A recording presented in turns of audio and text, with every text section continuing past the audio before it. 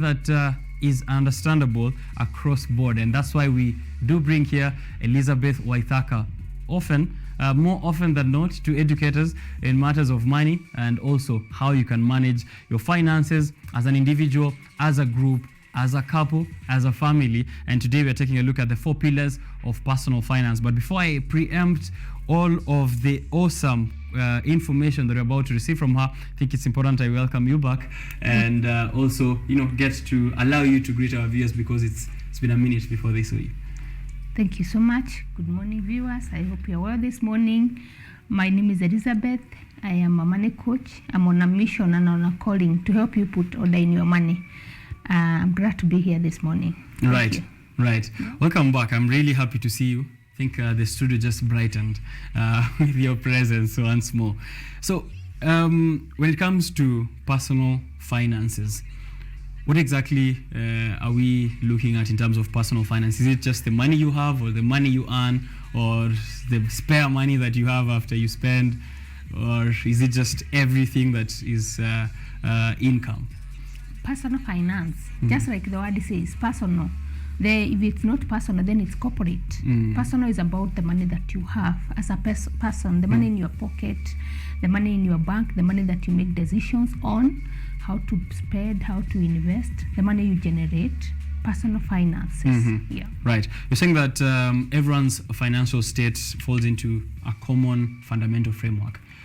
How can we understand that? What does this framework look like? Yeah, and it is a standard framework for all of us, fundamentally, irrespective of our income levels, irrespective of our backgrounds, irrespective of who we are. It falls into 4 categories, 4 pillars. It starts on those 4 pillars. So if it doesn't matter whether you are Uhuru Kenyatta or Richard here in studio, their personal finances, the framework is the same. Actually, it is the same. It's only that we never get to know the vitals of our personal finances. Money affects all of us, irrespective of who we are or what we do. Money affects all of us, and we relate with money, all of us, one way or another. So, irrespective of who we are, what we do, our income levels, our fundamentals, our vitals of personal finances, they fall into 4 categories. And the 4 categories, if I can list them, I should. Definitely. Yeah. It is actually between our assets, our liabilities, our incomes, and our expenses. It falls just within those 4. Yes, yeah. All right. What do these frameworks, or do these pillars also help us in managing the money, or what kind of information can we get from these 4 components you've mentioned? Yeah.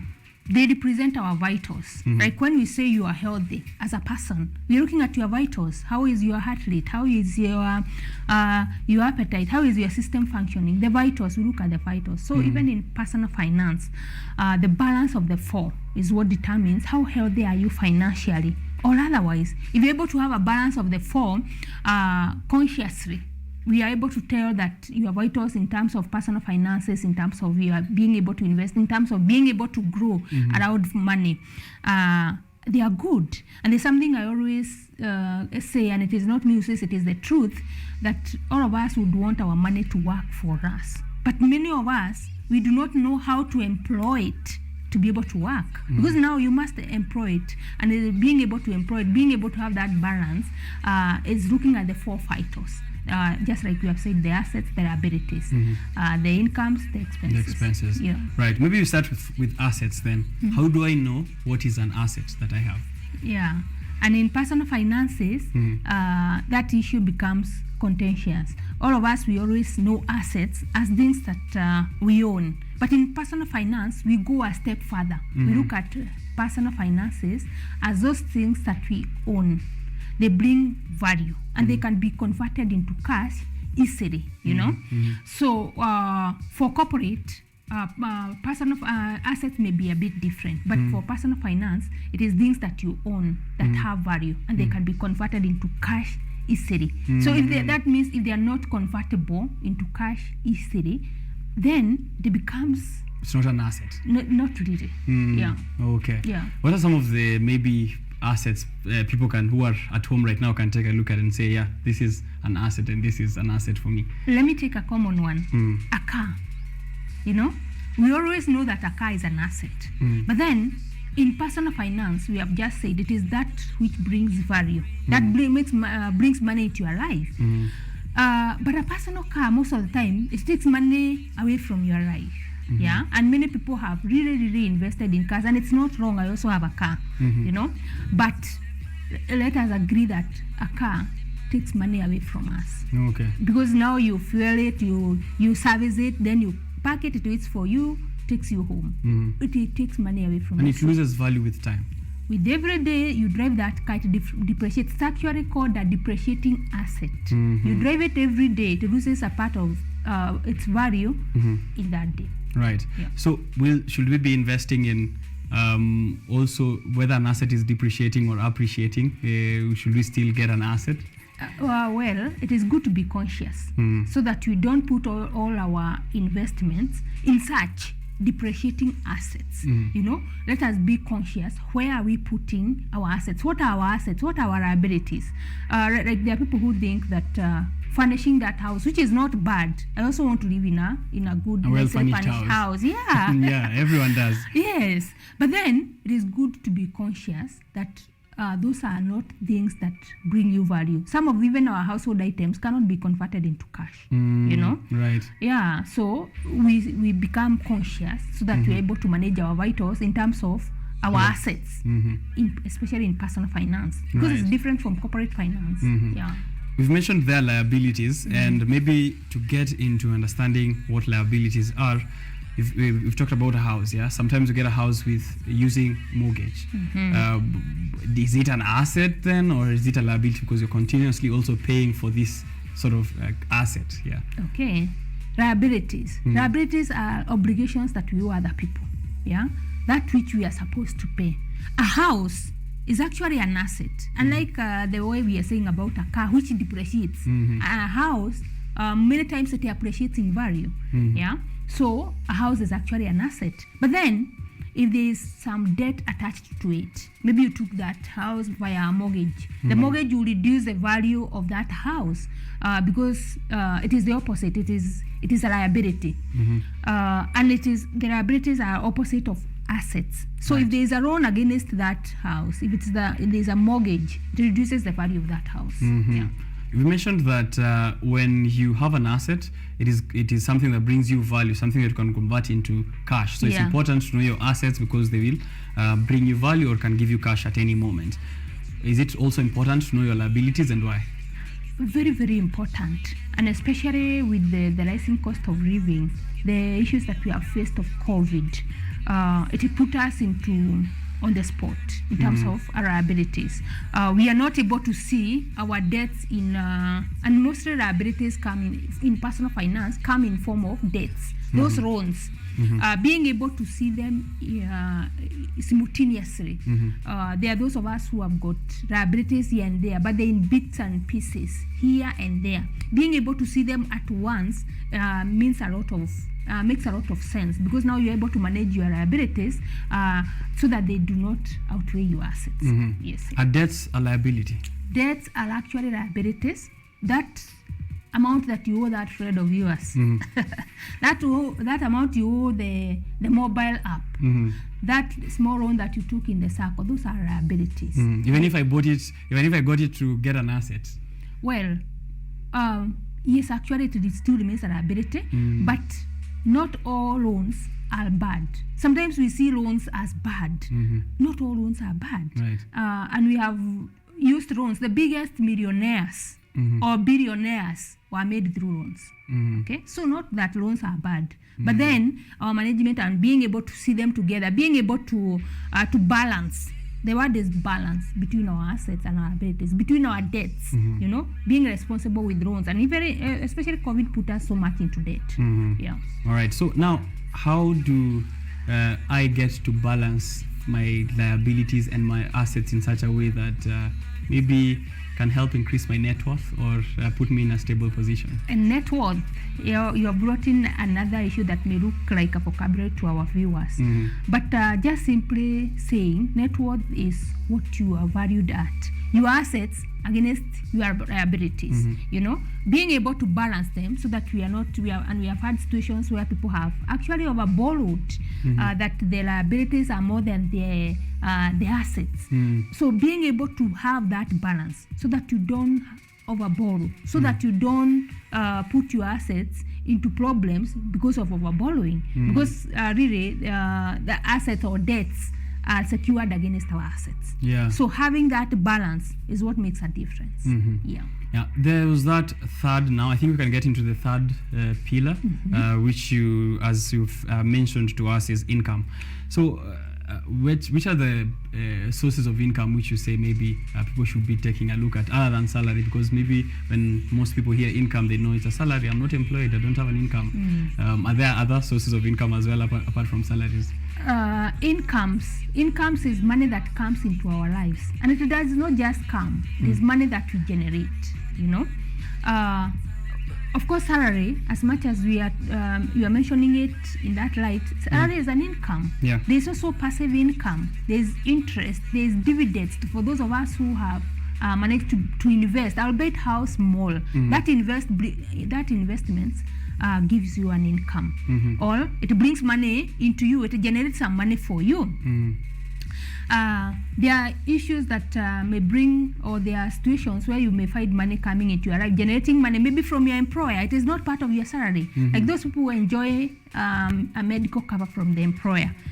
You can count that as income. It is income actually, because you tend to benefit from it. There are employers who provide, for example, transport. You know, it becomes an income because you'd have paid for that transport, but now it is being shouldered by the employer or something like that. So it also comes in as an income, and as you are counting your income, because it reduces the expenses that you are going to direct towards that kind of cover. Yes, it's an indirect income, and it's good also to look at your incomes or lack of them, so that we are not just relying on the salary alone.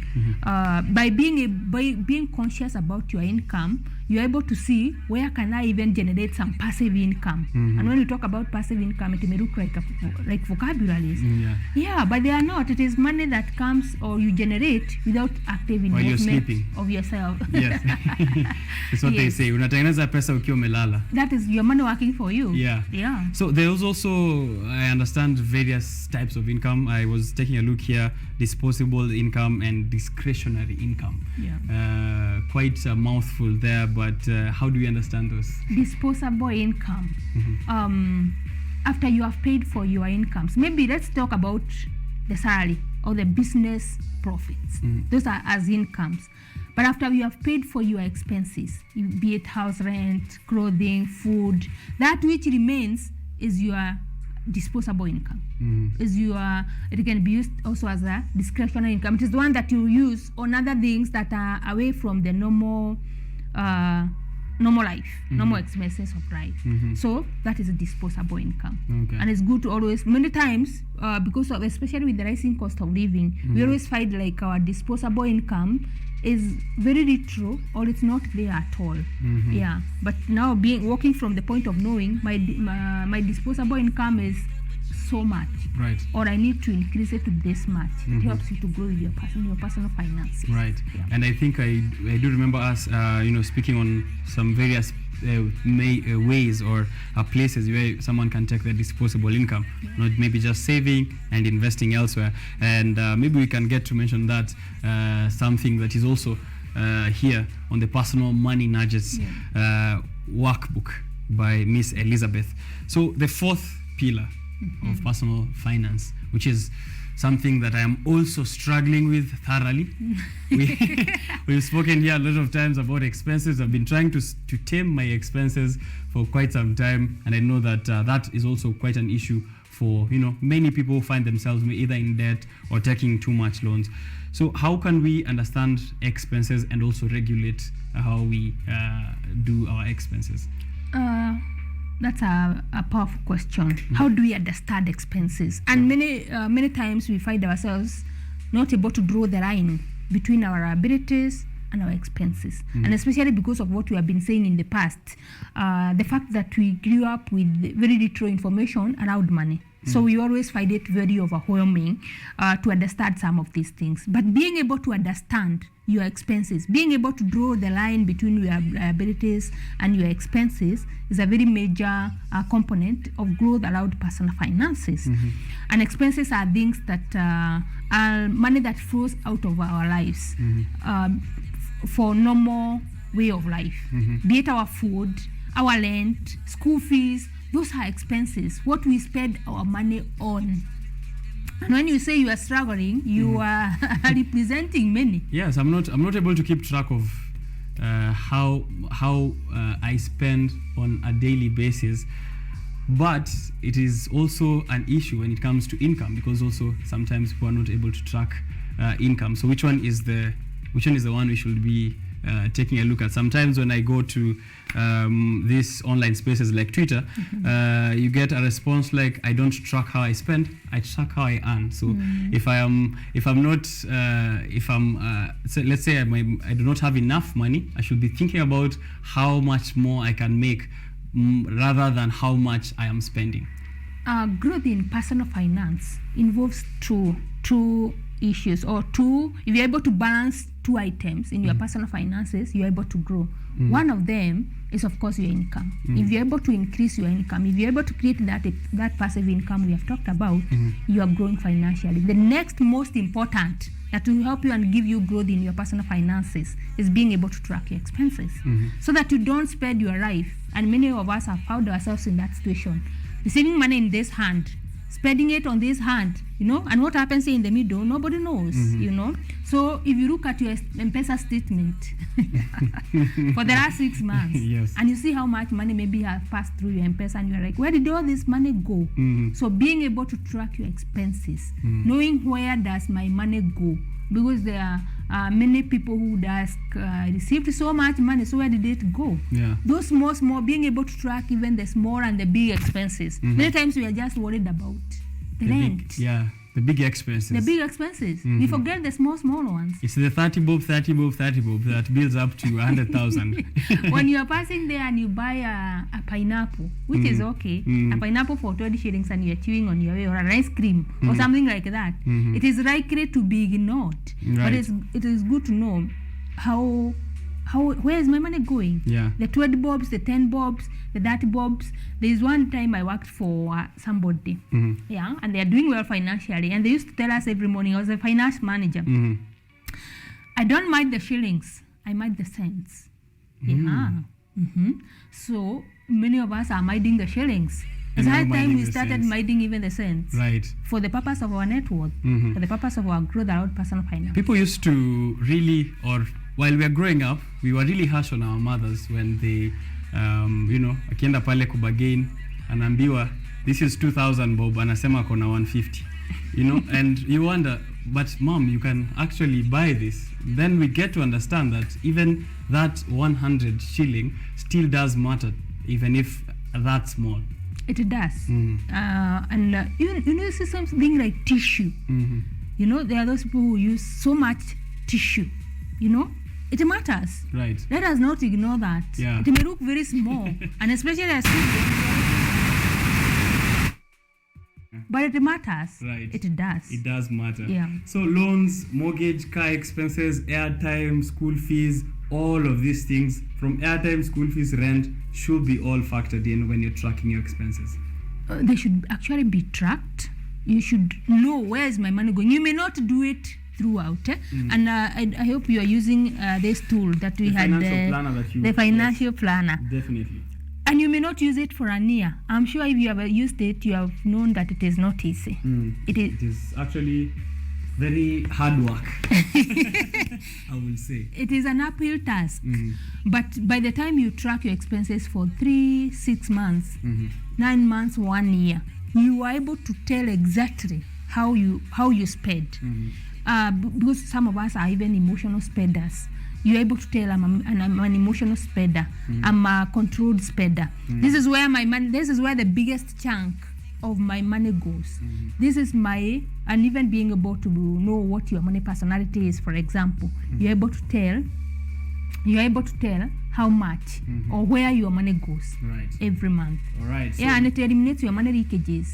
Yeah. my personalized financial planner, a book that I already have, and that was given to me by Miss Elizabeth Waithaka on how to track your save, spend, and manage.